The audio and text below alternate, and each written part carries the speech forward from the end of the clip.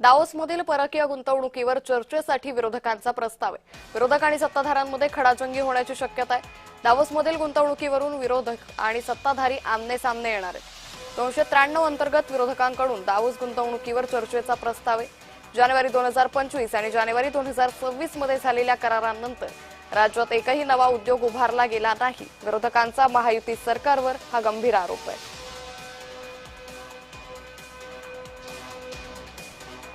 त्यामुळे दावोसमधील परकीय गुंतवणुकीवर चर्चेसाठी विरोधकांनी प्रस्ताव मांडल्याचं सुद्धा पाहायला मिळतंय। आता या चर्चेमध्ये नेमकं काय होतं हे पाहणं महत्त्वाचं ठरेल, कारण विरोधक आणि सत्ताधाऱ्यांमध्ये या मुद्द्यावरून खडाजंगी होण्याची शक्यता आहे। दावोसमधील गुंतवणुकीवरून विरोधक आणि सत्ताधारी हे आमने-सामने येणार आहेत। 293 अंतर्गत विरोधकांकडून दावोस गुंतवणुकीवर चर्चेचा प्रस्ताव आहे।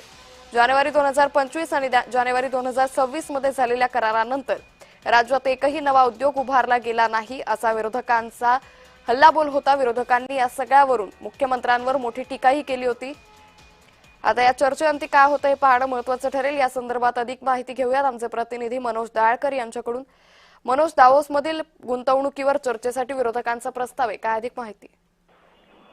बरोबर, अर्थसंकल्पीय अधिवेशनाचा आपण 30 आठवड्याचा पहिला दिवस आहे आणि या ठिकाणी अर्थसंकल्प देखील मुख्यमंत्री देवेंद्र फडणवीस यांच्याकडून मांडण्यात आलेला आहे। आणि त्यानंतर आता मुद्दा उपस्थित झाला आहे ते म्हणजे मुख्यमंत्री देवेंद्र फडणवीस हे दावोस दौऱ्यावरती होते आणि या संदर्भात देखील दावोस मधील परकीय गुंतवणुकीवर चर्चा या ठिकाणी विरोधक प्रस्ताव मांडणार आहेत। आणि आपण बघतो विरोधक आणि सत्ताधाऱ्यांमध्ये या ठिकाणी खडाजंगी होण्याची देखील शक्यता ही वर्तवली जात आहे, कारण की विरोधक आणि सत्ताधारी हे येऊ शकतात, कारण की 293 अंतर्गत विरोधकांकडून दावोस गुंतवणुकीवर चर्चा प्रस्ताव या ठिकाणी केला जाणार आहे। जी गुंतवणूक मुख्यमंत्र्यांकडून आणण्यात आलेली आहे 25 मध्ये 26 मध्ये, त्याच्या आधारावरती या ठिकाणी जे विरोधक आहेत ते कशा प्रकारे टीका करणार आहेत आणि कशा प्रकारे आपली बाजू मांडणार हे तिथे पाहणं महत्त्वाचं आहे। निश्चित मनोज, धन्यवाद आपण दिलेल्या सविस्तर माहितीसाठी।